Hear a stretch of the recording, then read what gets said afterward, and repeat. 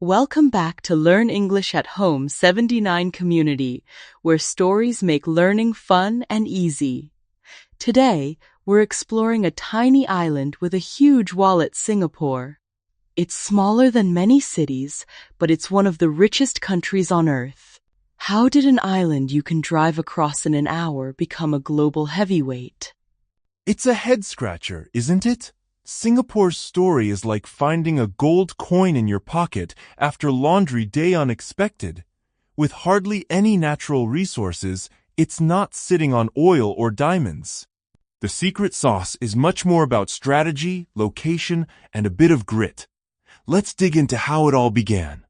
Absolutely, and as we move into the first chapter of Singapore's journey, let's rewind the clock and see what the island looked like before all the skyscrapers and luxury malls popped up. Picture this. Centuries ago, Singapore was just a humble fishing village, but its position on busy sea routes turned it into a magnet for trade. Why was this location such a game changer? Well, imagine Singapore as a pit stop on a global highway for ships. Sitting at the crossroads between Asia, Europe, and beyond, it was the perfect place for traders to refuel and swap goods.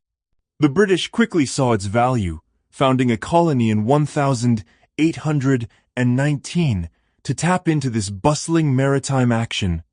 So Singapore's lucky spot on the map became its first resource. But becoming a British colony surely brought changes. Could you walk us through how that shaped the island's destiny? For sure, the British set up Singapore as a free port, no taxes on trade, which was rare at the time. This pulled in merchants from China, India, and the Middle East, turning Singapore into Asia's melting pot long before it was cool. Fast forward to 1965, Singapore becomes independent. But instead of instant celebration, it faced massive hurdles. No oil, no minerals, sky-high unemployment, and not enough homes. That's a tough starter pack. Absolutely. It was like being handed a blank canvas and told, paint a masterpiece with 2 colors and a broken brush. Many families lived in crowded slums, and job opportunities were scarcer than snow in the tropics. And yet, Singapore's leaders didn't just throw up their hands, they rolled up their sleeves. What were their first big moves to turn things around? They tackled basics, first jobs, and homes. The government launched massive public housing projects and began courting foreign companies to create jobs. Stability and hope became their initial exports. Let's zoom in on housing. In the 1960s, only about 9% of Singaporeans lived in public housing. That's tiny.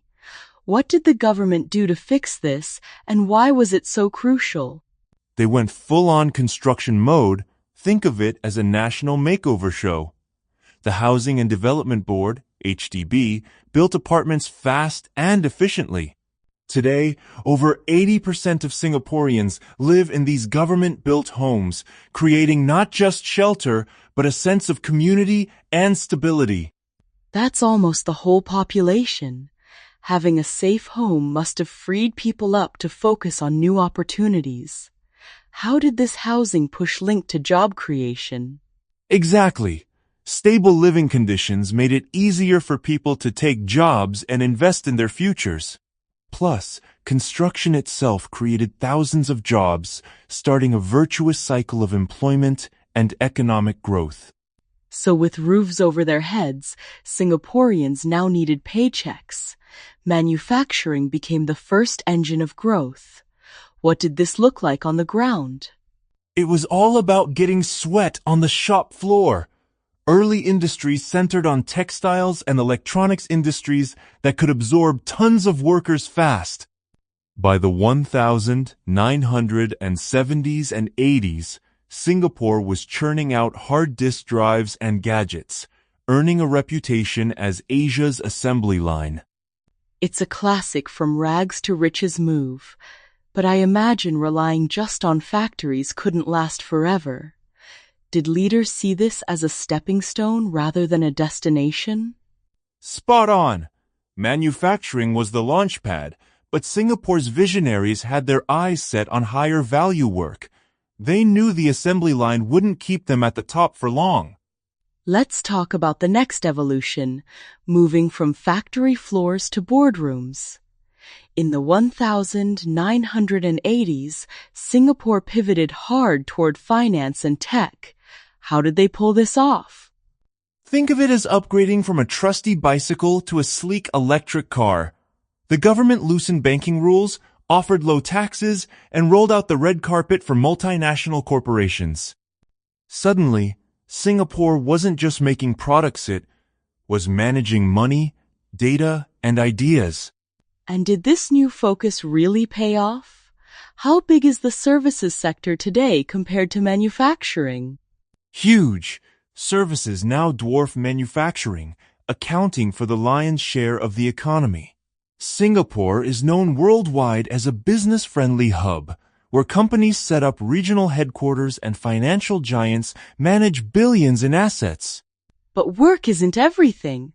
Singapore wanted to be a great place to live too.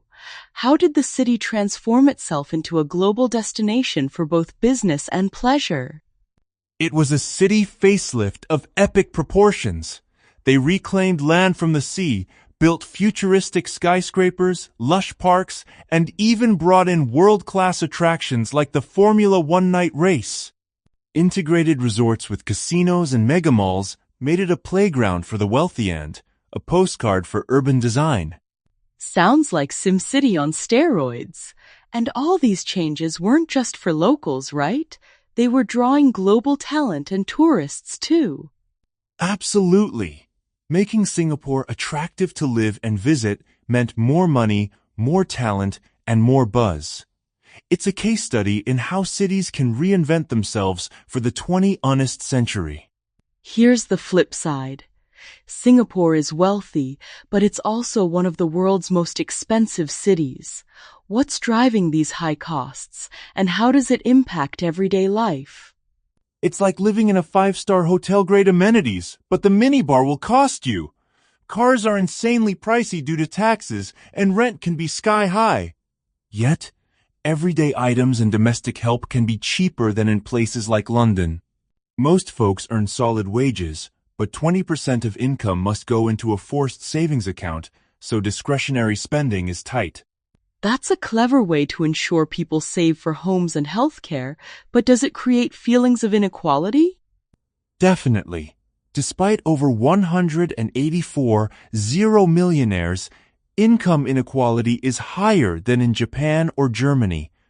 So while the country shines on the surface, not everyone feels equally wealthy. Let's shift gears to politics. Singapore's had the same ruling party for decades, but things are changing. What's different under the new Prime Minister, Lawrence Wong? Wong grew up in public housing, so he's seen everyday struggles up close. He's called for more inclusivity and open dialogue. Still, some worry that free speech is limited, and there's anxiety about foreign workers taking jobs. Politics is getting livelier, and younger Singaporeans are speaking up more than ever. So, Singapore's social fabric is evolving. How is leadership responding to these new demands and concerns?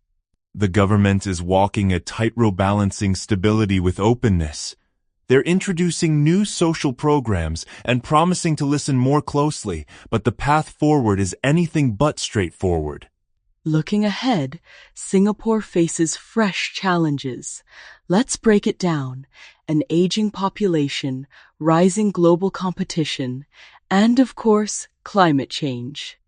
Which of these keeps leaders up at night the most? Honestly, it's a three-headed hydra. With more seniors than youngsters soon, Singapore must ramp up healthcare and rethink its workforce. Regional rivals are copying Singapore's playbook, so attracting talent and business takes constant innovation. And, as a low-lying island, rising seas are a very real threat. Think of it as an existential wake-up call. So, adaptation is the name of the game. How is Singapore preparing for these storms, both literal and metaphorical? Massive investments in seawalls, tech upskilling, and sustainable development are in the works. The government is betting on resilience, but the future will require both bold ideas and deep listening to the people. As we wrap up, let's pull out the big lesson. Singapore's story is unique, but can other countries learn from its journey? Or is this a one-of-a-kind recipe? Great question. While you can't copy-paste Singapore onto every map, there are takeaways: relentless planning, investing in people, and staying open to change.